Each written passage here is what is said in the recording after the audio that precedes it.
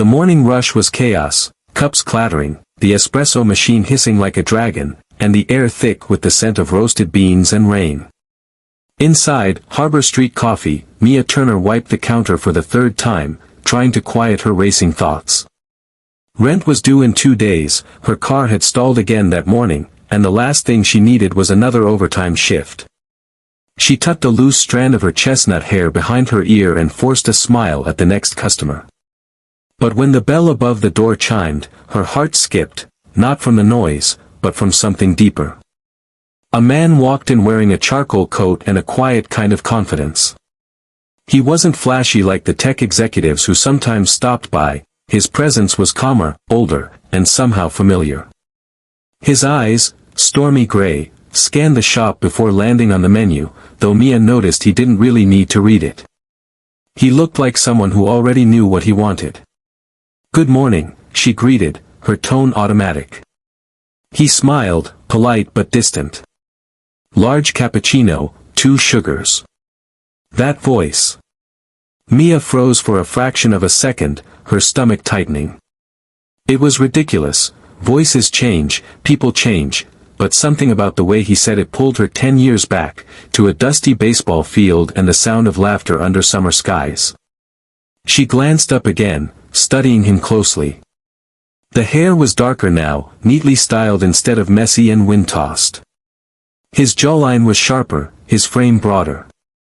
But the eyes, they were the same ones she used to trust with every secret. No. It couldn't be. "Coming right up," she said, masking her sudden unease with a practiced smile. As she worked, she tried to convince herself she was wrong.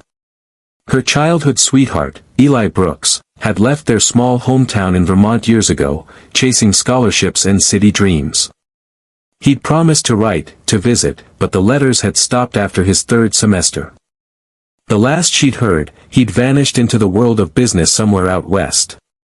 And now she was standing behind a coffee counter in Portland, serving drinks to strangers, one of whom looked exactly like the boy who once promised he'd never forget her.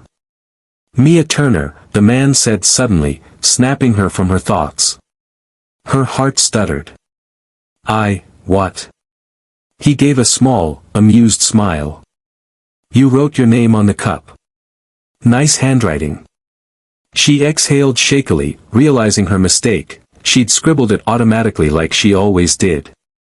"Oh. Right. Company policy." He nodded, eyes lingering a moment longer than necessary.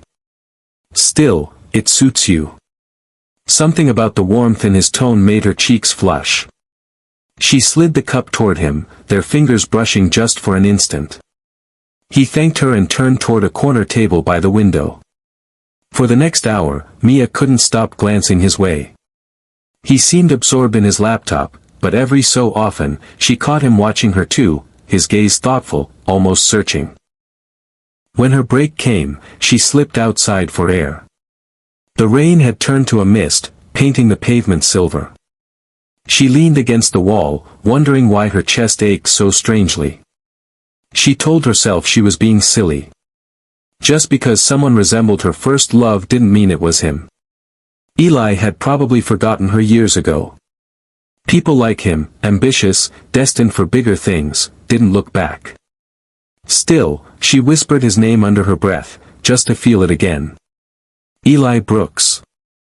Did you say something?" Mia spun around. He was standing there, coffee cup in hand, coat collar damp from the drizzle. She fumbled for words. "Oh, I didn't see you come out." "I was heading to a meeting," he said lightly, "but I thought I'd thank you for the coffee first. It's been a long time since I had one that good." Her lips twitched into a nervous laugh. "That's what we're here for." He studied her then, really studied her. And for a fleeting second, she thought she saw recognition flicker across his face.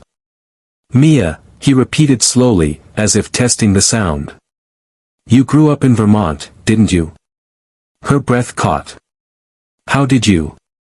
But before she could finish, a sleek black car pulled up to the curb, and a man in a suit stepped out. "Mr. Brooks, the investors are waiting." Mia froze, her mind spinning. Brooks. The man, Eli, if that name still belonged to him, gave her an apologetic look. I have to go. But it was nice meeting you, again. And with that, he was gone, leaving her standing in the drizzle, heart pounding, the faint smell of coffee and rain lingering in the air like a memory she tried too hard to forget. Inside, her coworker Jess raised an eyebrow. Who was that? Mia tried to sound casual. Just a customer. But her voice trembled, betraying her. For the rest of the day, she couldn't concentrate. The name Brooks replayed in her head like an echo.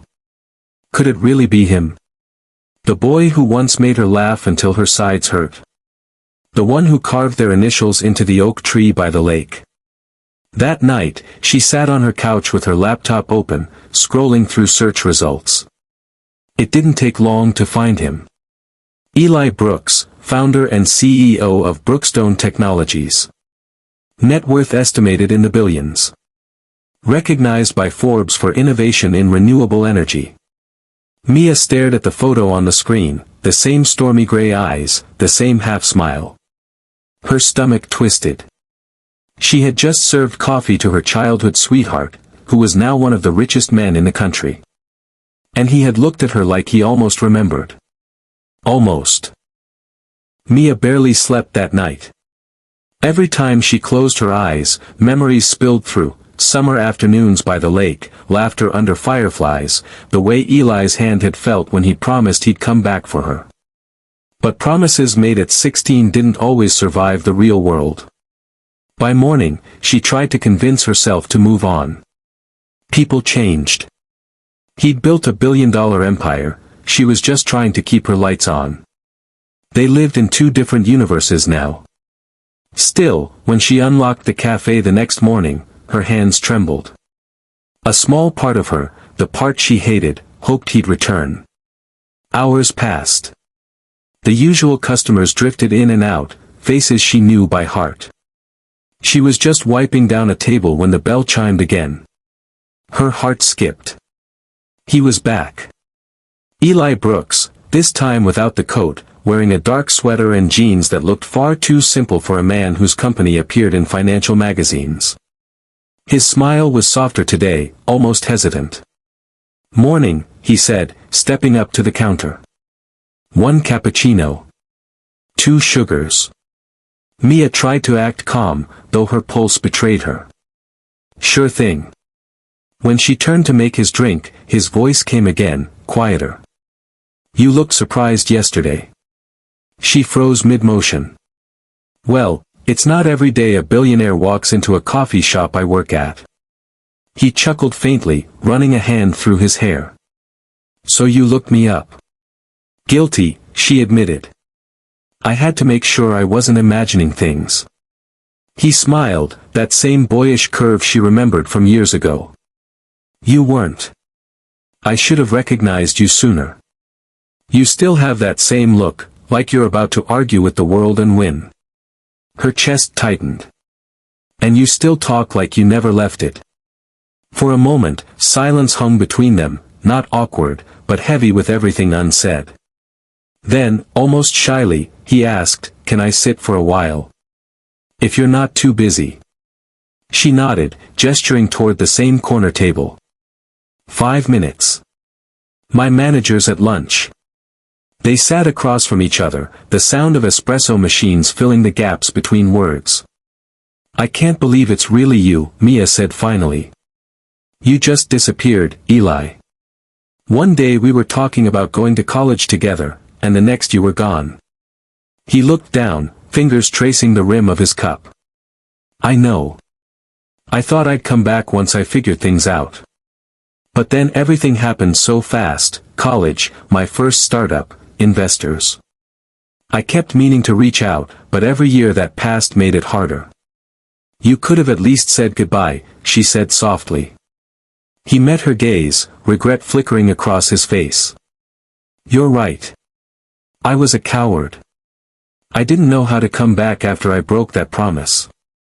For a moment, neither of them spoke. The years between them felt both impossibly long and paper-thin. Do you still live around here? he asked. Yeah. I moved here a few years ago after my dad passed. It's quiet, and rent's manageable. She forced a small smile. The cafe keeps me grounded. He studied her for a moment. You were always the one who wanted something steady. And you, she countered, were the one who couldn't sit still. He laughed under his breath. Still true. But behind that laugh, she saw exhaustion, the kind that doesn't come from sleepless nights, but from years of pretending success makes everything okay. As his driver arrived to pick him up again, Eli stood reluctantly. Mia. I have a business dinner tonight, but can we meet later? Somewhere that isn't full of noise. Her pulse quickened. I don't know, Eli. It's been a long time. I know, he said quietly. But I'd like to fix what I broke. Something in his tone, sincere, raw, made her nod. All right. There's a park near the pier. 8. He smiled, relief flickering in his eyes. 8 it is. By the time Mia reached the park that evening, the city lights shimmered across the water. She almost turned back twice, afraid this would be awkward, or worse, meaningless nostalgia. But when she saw him waiting by the bench, hands in his pockets, all the noise in her head quieted. You came, he said softly. I said I would, she replied, taking a seat beside him. For a while, they talked like old friends. About how life had changed, how dreams sometimes led to loneliness, and how both of them missed the simplicity of home, the place where they believed love was enough. Then Eli's voice grew lower. You know, when I left, I thought I was chasing freedom. But every success felt emptier without someone to share it with. I kept thinking of that summer, the lake, the fireflies, you. Mia's throat tightened. You don't get to say that after 10 years of silence. I know, he said quickly. But if I could go back. You can't. Her voice cracked. I waited for letters that never came, Eli. For years. I told myself you'd call. You never did. He looked pained. I thought you deserved better than waiting for someone who might never make it back. Maybe I did, she whispered, but I wanted that choice. A breeze drifted through, carrying the scent of the ocean.